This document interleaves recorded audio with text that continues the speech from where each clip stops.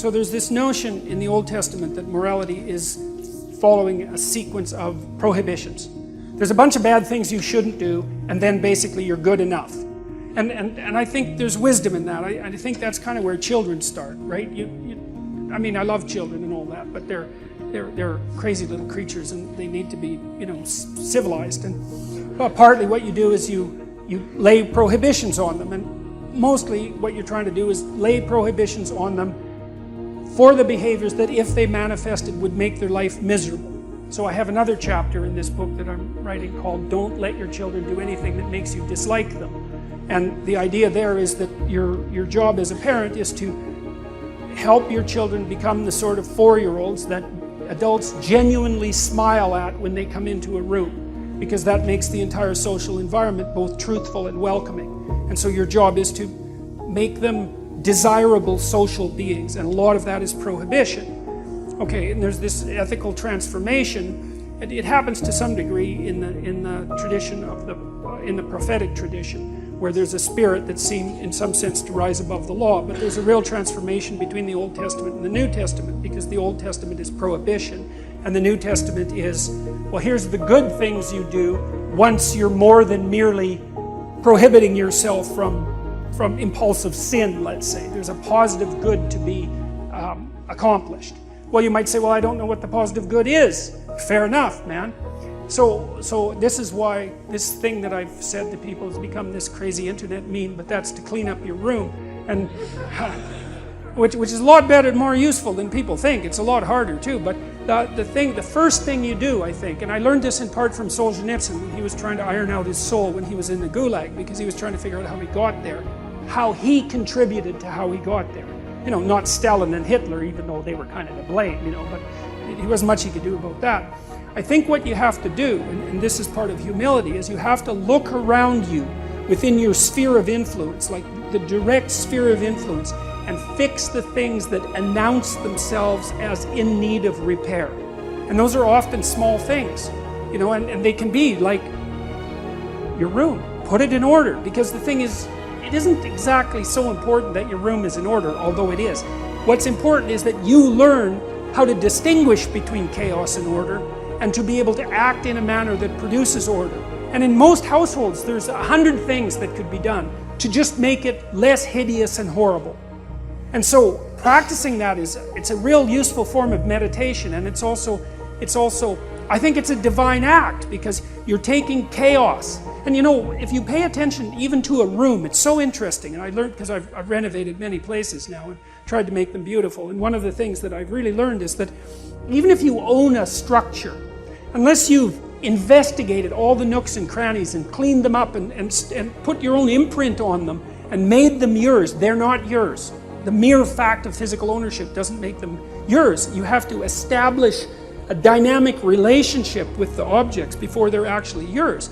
And I think you can do something as simple as just sit on your bed and think, okay, there's probably like 5 things I could do today so that tomorrow morning is slightly better than this morning was, or at least I'm not falling behind. And those will usually be, it's like having to eat a toad in the morning, right? It's like, it's not going to be something you want to do. There'll be things you're trying to avoid. They're snakes, essentially. But if you ask yourself, like you're asking someone, which I think is a form of prayer, if you ask yourself, instead of telling yourself, what is it that I could do to set things more right today, that I would actually do? It's usually some small thing, because you're not that disciplined, Then you can go do it. And then you put the world together a little more when you do that. And that spreads out. But you also construct yourself into something that's better able to call order forth from chaos. And that makes you just incrementally stronger. And then the next day, you can maybe take on a slightly larger task. And you get the benefit of compound interest if you do that. It's a tremendously powerful technique. And I think if you do that, at some point, instead of just having to fix things up that are not good, you'll start to get a glimmer of the positive things that you could do, the positive things that you could do that would actually constitute a vision. When people have real problems, and I mean profound problems, they're really profound moral problems. They're problems of good and evil, really.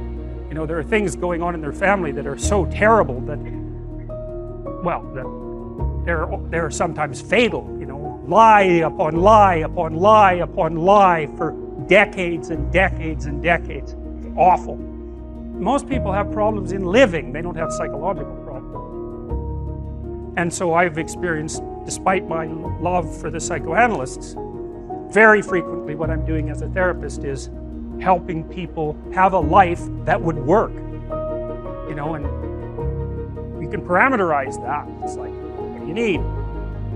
How about some friends? That you'll kind of like that. How about an intimate relationship with someone that you can trust, that maybe has a future? That'd be good. How about a career that puts you in a dominance hierarchy somewhere, so at least you've got some possibility of rising, some possibility of stabilizing yourself, and a schedule and a routine, because no one can live without a routine. You just forget that. If you guys don't have a routine, I would recommend, like, you get one going, because you cannot be mentally healthy without a routine. You need to pick a time to get up. Whatever time you want, but pick one and stick to it, because otherwise you dysregulate your circadian rhythms and they regulate your mood. And eat something in the morning. I had lots of clients who've had anxiety disorders. I had one client who was literally starving. A very smart girl. There was very little that she liked. She kind of tried to subsist on like half a cup of rice a day. She came to me and said, I have no energy. I come home, all I want to do is watch the same movie over and over. What, like, is that weird? And I thought, well, it depends on how hard you work. You know, it's a little weird, but whatever. It's familiar. You're looking for comfort. So I did an analysis of her diet. It's like 3/4 of a cup of rice. It's like, you're starving. Eat something. You know, you'll feel better. So she modified her diet and all her anxiety went away and she had some energy. It's like, yeah, you gotta eat. So a schedule, that's a good thing, man. Your brain will thank you for it. It will stabilize your nervous system. With a bit of a plan, that's a good thing. You need a career, you need something productive to do with your time. You need to regulate your use of drugs and alcohol, most particularly alcohol, because that does in a lot of people. You need a family, like the family you have, your parents and all that. It'd be nice if you all got along, you could work on that. That's a good thing to work on. And then, you know, you probably need children at some point, and that's life.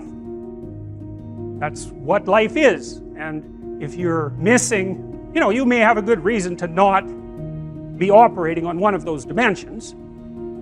It's not mandatory, but I can tell you that if you're not operating reasonably well on 4, I think I mentioned 6, if you're not operating reasonably well on at least 3 of them, there's no way you're going to be psychologically thriving. And that's more pragmatic in some sense than psychological, right? Human beings have a nature. There's things we need. And if we have them, well, that's good. And if we don't have them, well, then we feel the lack. And so behaviorists, behavioral psychologists concentrate a lot more on that sort of thing. You know, it's practical, strategizing, make a career plan, figure out how to negotiate, because that's bloody important. Figure out how to say what you need. Figure out how to tell the truth to people. Figure out how to listen to your partner in particular, because if you listen to them, they will actually tell you what they want. And sometimes you can give it to them and maybe they'll return the favor. And if you practice that for like 15 years, well, then maybe you're constantly giving each other what you want. Well, hooray, that would be good. And then there's 2 of you under most circumstances, and it's better to have 2 brains than 1, because people think differently because of their temperament mostly. And so the negotiation is where the wisdom arises, and it's part of the transformation, the psychological transformation that's attendant on an intimate relationship, and one of the fundamental purposes of a long-term intimate relationship. Ask yourself what would motivate you.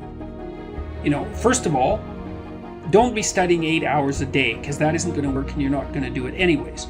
You know, would you start studying 5 minutes a day? Seriously, could you bring it up to 10 minutes a day? What would you have to do for yourself to get yourself to sit down for half an hour a day and study intently?